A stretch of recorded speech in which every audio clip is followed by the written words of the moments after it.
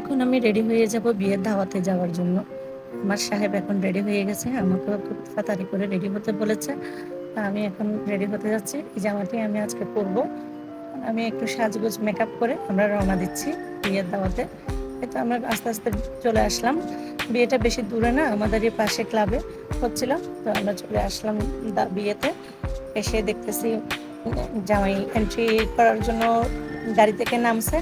সেখানে শালা-শালিরা ননদের জামাইকে ধরেছে। তাদের ডিমান্ড হচ্ছে তাদের পর্যাপ্ত ডিমান্ড অনুযায়ী টাকা না পেলে তারা গেট ছাড়বে না। তারা খুব সপ্তাহে শালা-শালিরা গেট ধরেছে। দেখা যাচ্ছে এখানে একটা পর্যায়ে দর কষাকষি চলতেছে। তারা বলতেছে এরকম একটা অ্যামাউন্ট দিতে হবে। আবার জামাইরা মানতেছে না।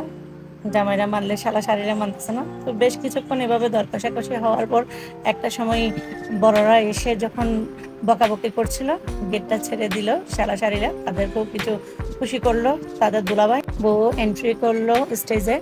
তারপর বউকে কিছু ফটোশুট করলো সবাই একসাথে।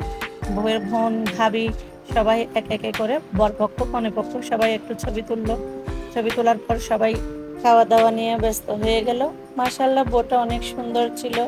অনেকে অনেক গিফট করেছে বরপক্ষ থেকে। দুজনকে বেশ সুন্দর মানিয়েছে।